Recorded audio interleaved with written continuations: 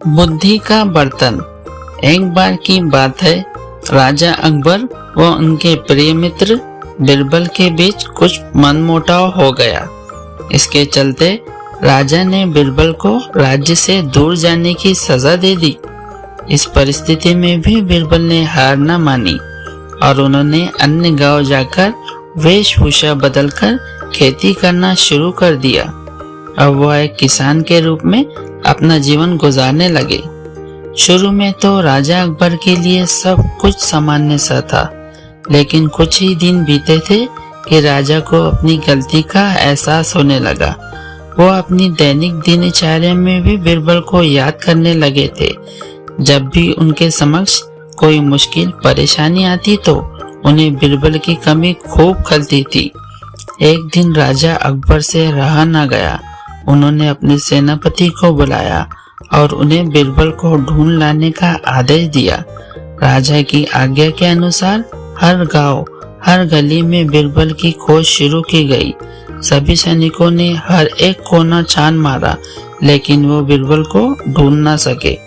राजा को जब इस बात की जानकारी मिली तो वे बड़े निराश हुए।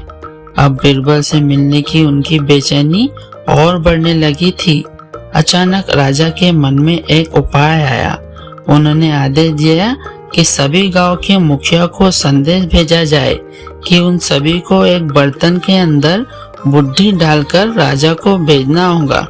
जो भी इस आदेश को पूरा नहीं करेगा उसे उसके बदले एक बर्तन में हीरे जवाहरात भरकर राजा को भेजना पड़ेगा। सभी गांववासी राजा के इस अजीब व गरीब आदेश को सुनकर परेशान थे। सभी यही सोचकर हैरान थे कि बुद्धि को किस तरह एक बर्तन में भरा जाए। बुद्धि तो सभी के पास उपलब्ध थी, लेकिन उसे किस तरह एक बर्तन में डालना है, यही सोचकर सभी परेशानी में थे। ऐसा न करवाने की अवस्था में उन्हें उस बर्तन को कीमती हीरे जवाहरातों से भरना था, जो कि इससे भी बड़ी समस्या थी। वही जिस गांव में बिरबल एक सामान्य किसान का वेश बनाकर रह रहे थे, वहां भी राजा का एक आदेश चर्चा का विषय बन चुका था। गांव के सभी बड़े बुजुर्ग निराश होकर बैठे हुए थे कि वो बिरबल आए और उन्होंने कहा कि वह इस समस्या का समाधान निकाल सकते हैं। पहले तो किसी को भी इस बात का यकीन नहीं हुआ, लेकिन उनके पास बिरबल पर विश्वास करने के अलावा और कोई रास्ता न था। इसलिए इस काम की भागदौड़ बिरबल को सौंपी गई। उस वक्त गांव में तरबूज की फसल उगाने का समय था। बिरबल ने तरबूज के पौधे की एक बेल को एक बर्तन में डाला।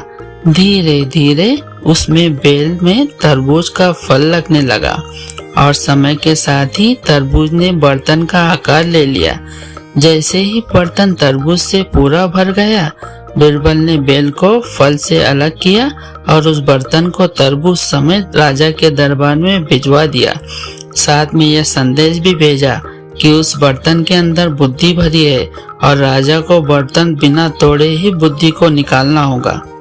जैसे ही राजा ने तरबूज से भरा हुआ बर्तन देखा व उसे निकालने की शर्त सुनी तो उन्हें यकीन हो गया कि ऐसे विचार केवल बिरबल के ही हो सकते हैं। उन्होंने जल्दी से अपना घोड़ा मंगवाया और बिरबल को अपने साथ वापस लाने के लिए गांव की ओर चल दिए। कहानी से सीख। इस कहानी से हमें यही शिक्षा मिलती है कि हर मुश्किल सवाल का कोई न कोई जवाब जरूर होता है। हमें केवल थोड़ा हटकर सोचने की जरूरत है।